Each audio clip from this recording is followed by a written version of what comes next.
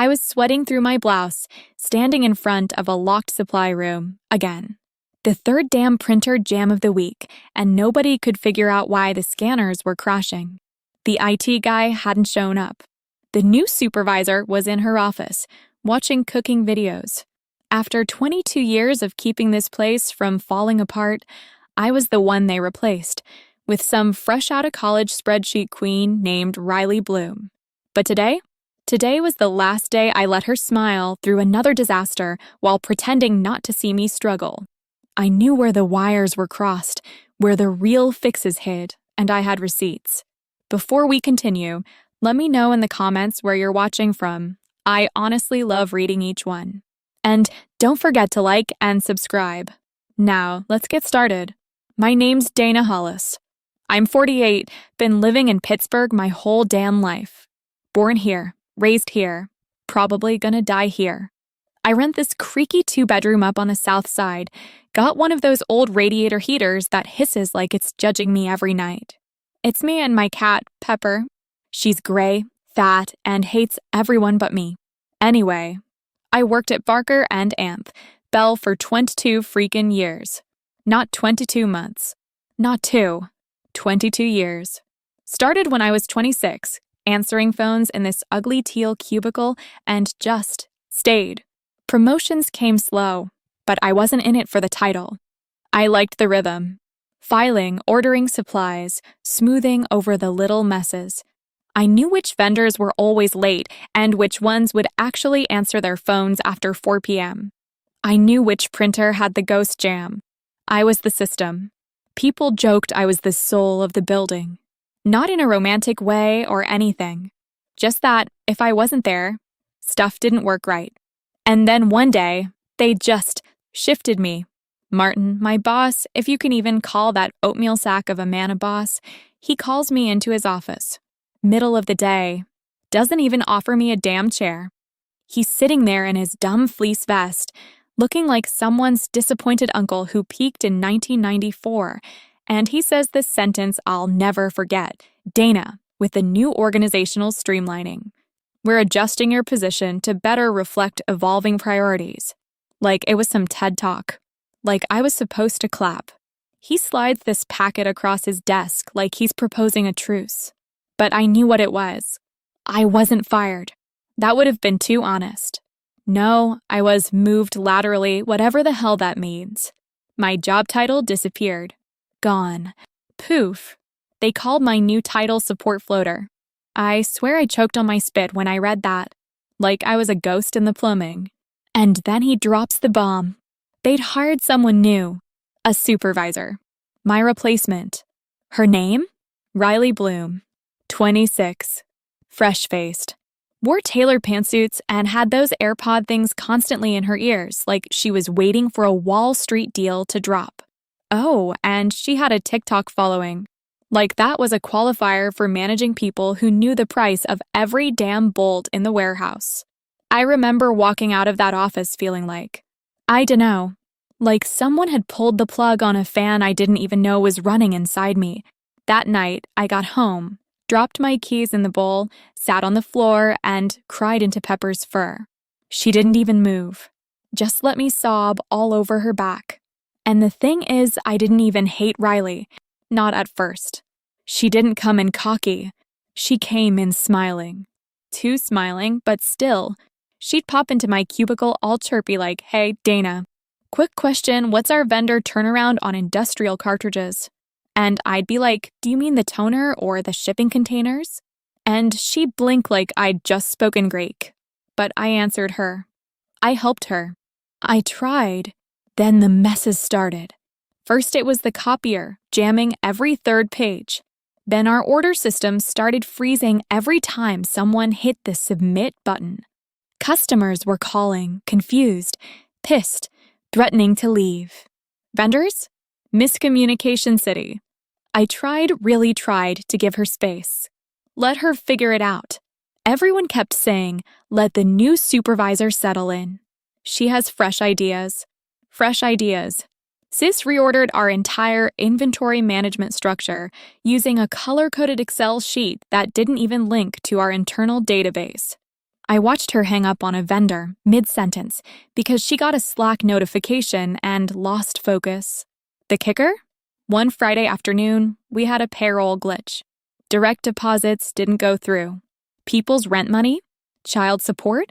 Gone. Delayed. Do you know what Riley did?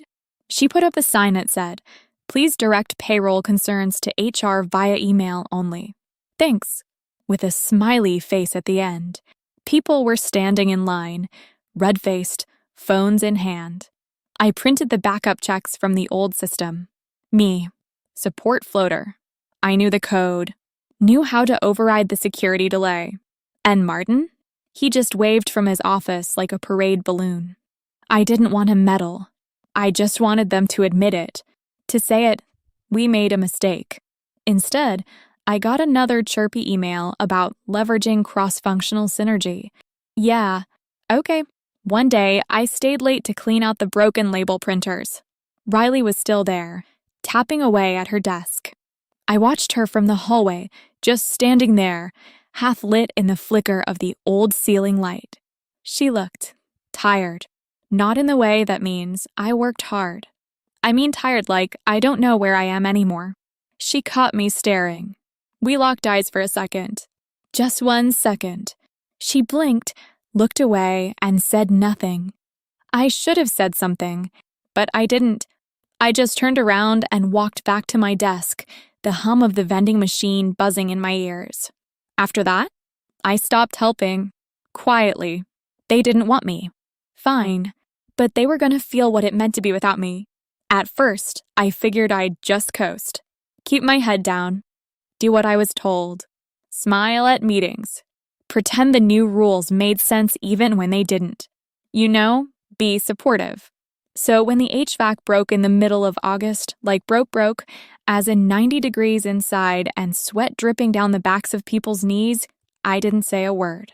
I knew the maintenance guy, Jerry. He owed me a favor. I could have had it fixed in 2 days. But Riley? She called some modern facilities consultant from out of town who charged us $3,000 just to say, "Your coils are corroded." No kidding. Then came the database crash. A full 2 hours of system freeze. People were losing it, couldn't log orders, couldn't check inventory, nothing. I watched from my cubicle while Riley ran around like she was on fire, clicking her mouse harder and harder like that was gonna fix anything. Martin wasn't even in the building.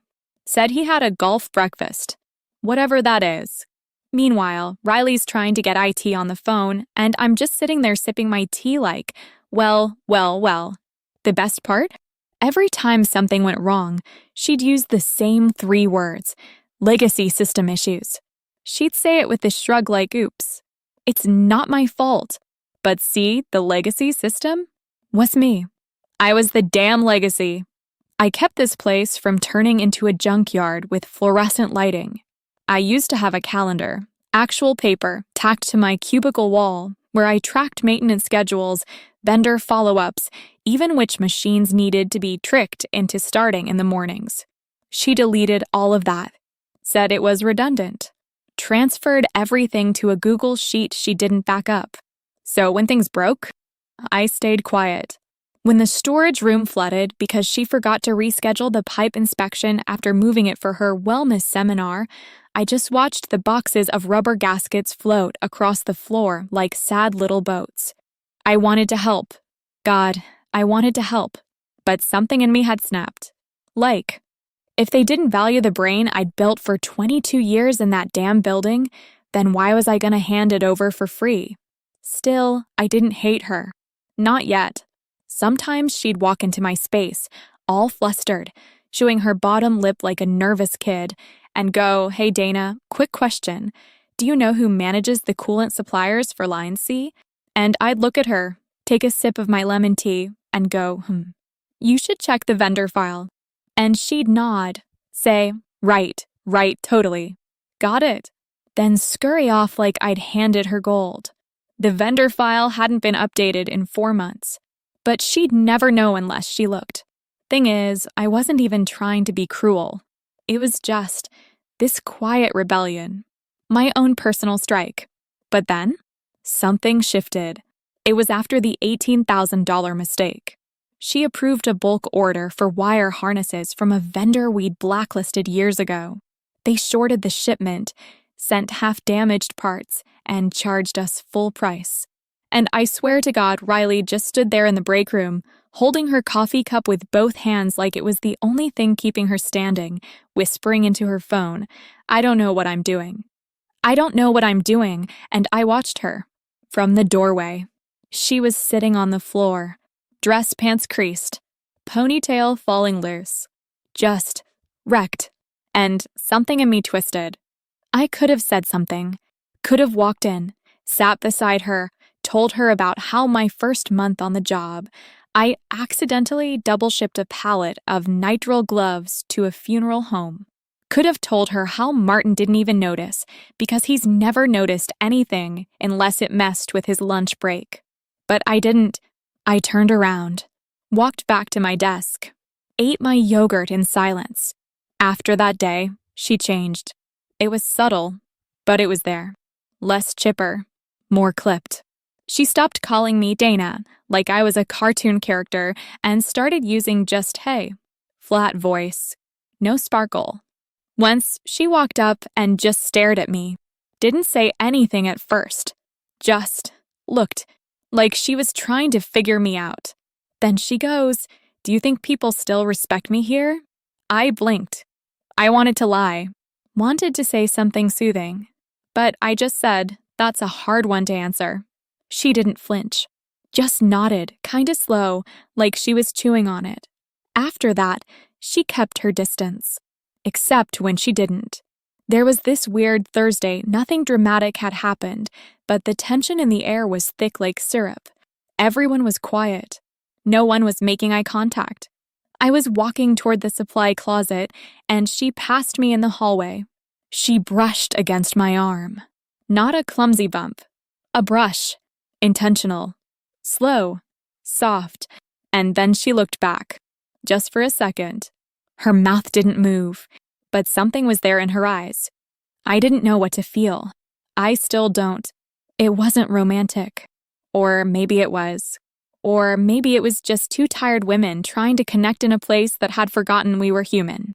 That's when I realized this wasn't just about being replaced. This wasn't about titles or systems or even Martin's fleece vests. This was about dignity. Mine. Hers. Everyone who'd ever given a damn in that building and been tossed aside the moment it was convenient. So I started watching more closely. Not her. The systems. The building was breaking down, yeah, but it wasn't random. It was connected.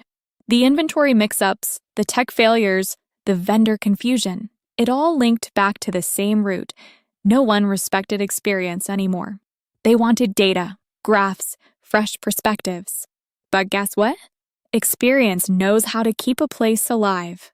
And mine was just getting warmed up. There's this thing people don't talk about. When you've been somewhere long enough, the place starts living inside you. Not just the job. The flow. The way the light hits the hallway around 4. The way the break room microwave hums slightly louder on rainy days. The squeaky chair in conference B that nobody wants, but nobody throws out either. I knew all of it. Not because I had to, but because I cared. Because I'd made that place mine in all the little ways they didn't see. Riley? She didn't stand a chance. I'm not saying that to be smug. I'm saying it like a weather report. It was just true.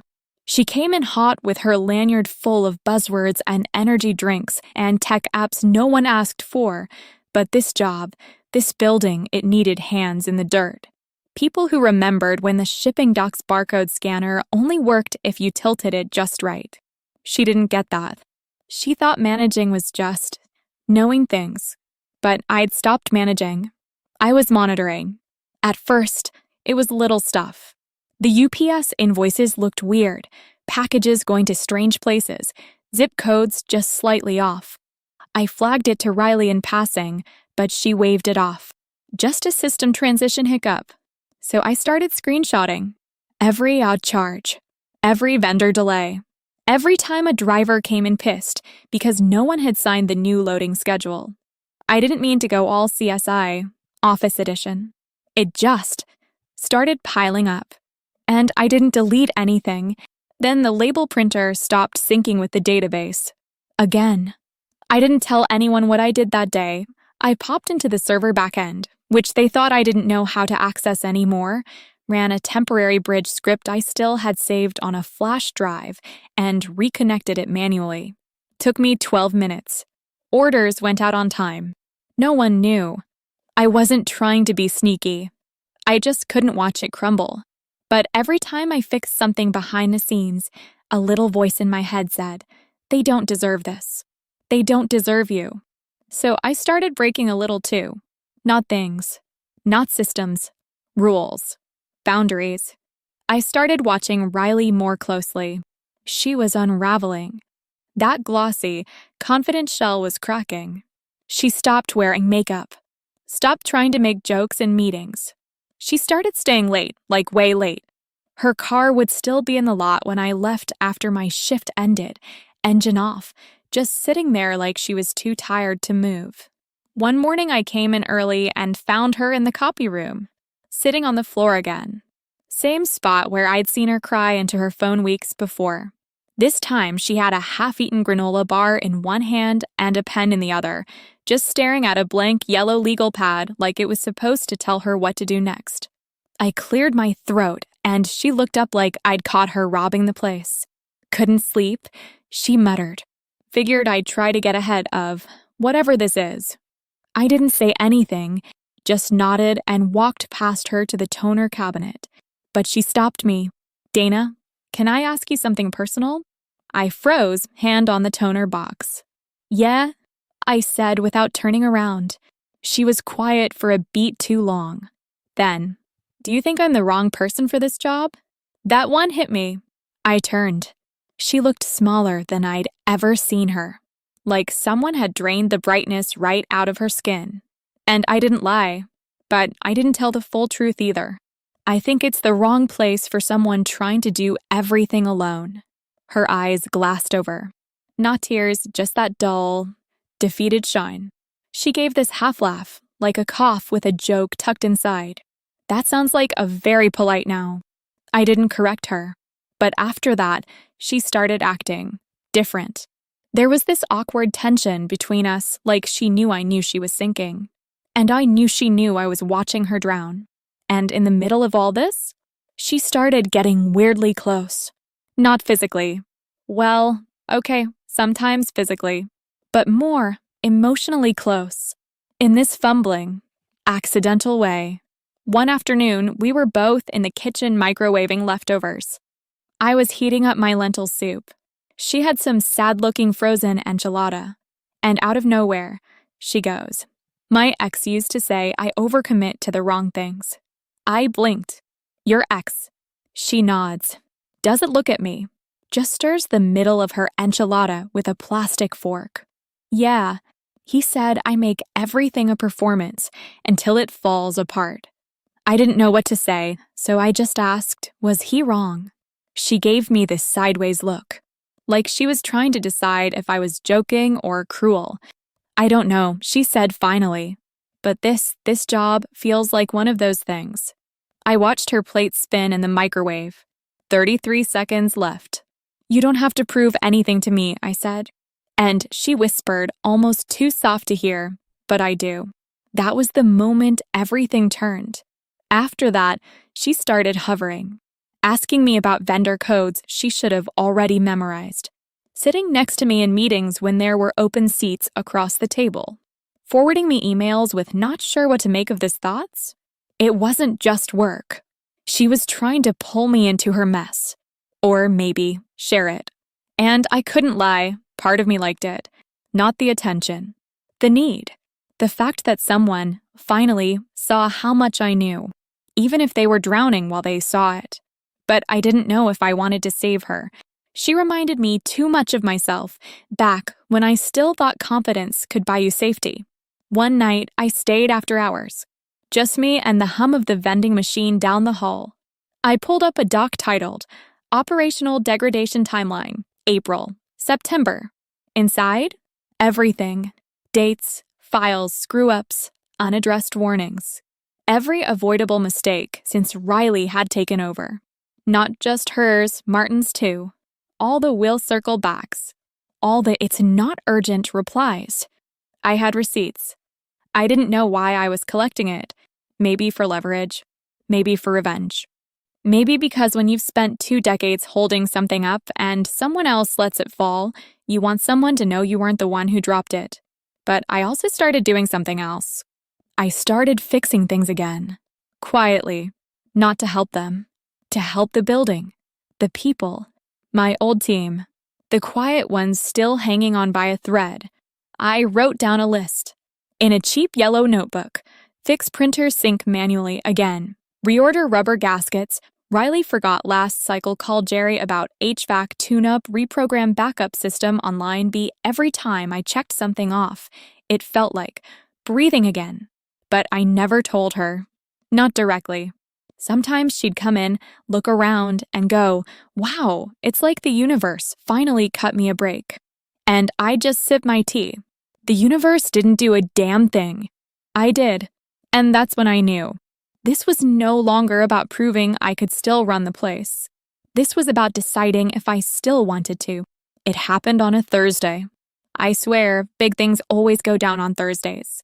Never Mondays, when you're expecting chaos.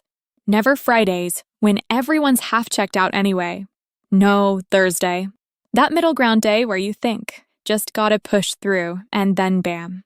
Riley, bless her brave but misguided heart, decided to roll out a brand new inventory system without telling half the warehouse. She brought it up at a meeting earlier that week, briefly. Like one bullet on a slide. System Optimization Initiative, or something equally vague and tech-scented. I raised my eyebrow when she clicked through it. "Wait, is that live already?" I asked, halfway through my second coffee. She blinked. "Well, technically, yes. It went live yesterday. Soft launch. Soft launch. As if 200 orders sitting in limbo could be called soft anything. Now here we were, Thursday morning, 8:42 a.m., and Gary from shipping, this mountain of a man who never raises his voice and always smells like diesel and peppermint gum, comes stomping through the office, looking like he's about to flip a desk. "Where's Bloom?" he barked, arms crossed, eyes darting. Riley was in the glass fishbowl of an office they gave her, trying to look busy. She popped her head out just as Gary slammed a clipboard onto the front counter. "We've got a 4-hour delay on line 2, he growled. "Scanners aren't pulling product codes. The team's hand-logging everything on paper like it's 1982. Riley blinked, that too-wide smile plastered on her face. "Oh, wow, okay, let's take a look. Maybe a permissions issue with the user sync?" Gary just stared at her like she was speaking Mars. I didn't move. I was at my desk, sipping lukewarm green tea, pretending to check email. I watched her scramble behind her laptop, pull up the back-end dashboard I knew she didn't fully understand. Clicking random tabs like that was gonna change anything. The phone started ringing by 10:15. Vendors were confused. Invoices weren't matching manifests. The system had auto-filled addresses wrong. One shipment had labels for Florida and Oregon on the same box. By 11:30, Martin's door was shut. By noon, people were openly talking about quitting. And Riley? She was ghost white. I saw her standing outside the server room with a sticky note in her hand, just staring at it. Like maybe if she focused hard enough, the note would solve everything. Someone finally called IT. No one picked up. I could feel it building. That storm of embarrassment and desperation she was trying to hide. And I thought, this is it. This is the moment she breaks. She came over around 12:40. Didn't knock on my cubicle. Just hovered. "Hey, Dana." Her voice was too soft. I didn't look up right away. Let her sit in the silence for a second. "What's up?" I finally asked, clicking one more pretend tab on my screen. She hesitated. "I think something's gone really wrong with the new platform." "You think? Could you, look at it with me? Just for a sec?" "I know it's not your thing anymore, but..." I turned. Her mascara was smudged. Her blazer was wrinkled. She had a fingerprint on her left cheek, probably from pushing her hands into her face over and over again. And something about her right then, she looked like a kid who had gotten lost in a store. Proud, but so deeply afraid she'd be in trouble if she admitted it. I should have felt bad. Maybe a part of me did, but a bigger part of me was tired. "Sorry," I said. "Not my job anymore, remember?" Her face twitched just once, but she nodded like she understood, like she'd expected it, and she walked away. I didn't feel triumphant. I felt finished. That night, I stayed late. I waited until the building emptied. I made a loop through every department, quiet, slow, almost ritual. Like a goodbye. I touched the doorknob of my old office, ran my finger along the ridge of the busted file drawer nobody ever fixed. Listened to the echo of my own footsteps in the silent hallway. I ended up in Martin's office. He never locked it. I knew the drawer with the extra pens and gum packs. I knew the password he always used on his desktop. I left the folder right in the center of his desk. Cream-colored. Tidy. Labeled in black Sharpie. Evidence of operational negligence. Riley Bloom transition. Inside was everything I'd tracked. The glitches. The near misses. The stuff I'd fixed on the low. The early warning signs I'd emailed him about. Screen grabs. Printouts. Even a couple of photos, like the one where Riley had her head down on the desk, time-stamped right after a shipping delay caused the client drop. I didn't do it out of spite. I swear. I did it because if someone's going to bury you, they should at least see the body. Next morning, I walked in late. Intentionally. The office was weirdly quiet. Martin's door was shut. Riley's too. No one met my eyes. At 10:11 a.m., Martin walked out of his office, looking like he'd swallowed a paperclip. Pale, stiff, palms clenched. He said nothing, just made his way to Riley's door and knocked once. They were inside for maybe 4 minutes. I watched the door. No one else moved. When it opened, Riley came out first. She didn't cry. She didn't argue. She just picked up her coffee cup, grabbed her tablet, and walked toward the exit. Our eyes met. She stopped right in front of me, opened her mouth like she might say something, closed it, then whispered, "You win." I didn't answer. She left. Martin never addressed it. Not a single word. "No, thank you." "No, you were right." Nothing. But I knew. I always knew. That building may not have had my name on the door, but it ran on my breath. And now it was quiet again. But this time I didn't feel calm. I felt vacant. I went back to my cubicle, sat down, and stared at the same screen I'd been staring at for 22 years. And I felt absolutely nothing. It was exactly 7 days later, Friday morning, when Martin asked me to meet him in his office. No calendar invite, no paper memo, just a sticky note on my monitor in his scratchy all-caps handwriting. Meet, 10 a.m. I remember thinking, if this is a thank you, it's about a year too late. If it's anything else, it better come with hazard pay. So I walked in, same way I had 1,000 other times. Coffee in hand. Flats on. That creaky door with the loose hinge still catching like always. I sat without being asked. Martin looked. Smaller. Not in size, just in the way people shrink when they've been forced to see their own cowardice. He folded his hands like a prayer, then cleared his throat twice. "Dana," he said, "I owe you an apology." I didn't answer, just watched him squirm in the awkward silence. It was the kind of moment where a weaker person would have jumped in to make it easier. But I was tired of carrying other people's shame. He kept going. "We mishandled the transition." I mishandled it. "You were a vital part of this office for a long time, and, well, I'm not proud of how things went down." Then he slid a folder across the desk. Deja vu, right? Inside was a reinstatement offer. Higher title, bigger paycheck, more autonomy. An apology bonus. He didn't call it that, but it was. "We need your experience," he said. "And we need it now."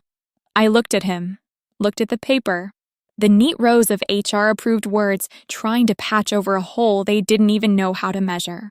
"You don't need me," I said, voice calm. "You need someone who won't let the place catch fire every 3 weeks." Martin tried to laugh. "I didn't. You had that person," I said, "and you let her drown." He got quiet again, fiddled with a pen, then said, like it was some kind of revelation, "You could train someone new. Pass down your knowledge. Make sure what happened with Riley never happens again." And that was the moment I realized how deep the problem ran. They didn't want to change. They just wanted me to patch the leaks. Again. That afternoon, I walked out without giving an answer. I sat in my car for a long time. The sky had that low Pittsburgh gray to it, like everything had been rinsed in dishwater. I watched a couple birds fighting over a bread crust in the parking lot. I thought about Riley, where she was, if she was okay, if she blamed me. I thought about every birthday I worked late, every missed dinner, every weekend where I answered a quick question email that turned into a 5-hour rabbit hole. And I thought, what would happen if I didn't come back Monday? It wasn't a dramatic moment. No slamming doors or middle fingers. Just a slow, quiet breath. And a decision. The next morning, I cleaned out my desk, put my pens in a zip-up case, left behind the mug with the chipped rim that said #1OfficeMom. Someone gave it to me years ago, and I never asked who. I didn't say goodbye. I didn't need to. I walked out, keys in one hand, box in the other. It was raining, soft and steady. Pepper would be curled up in the window, waiting for me. A few weeks later, I started consulting. Small businesses, women-owned shops. I taught systems, built templates, trained people like Riley, people who wanted to learn. It turns out I'm really good at teaching. I just never had the chance. And sometimes, late at night, when the city's quiet and the radiator makes that weird ticking noise, I think about that office.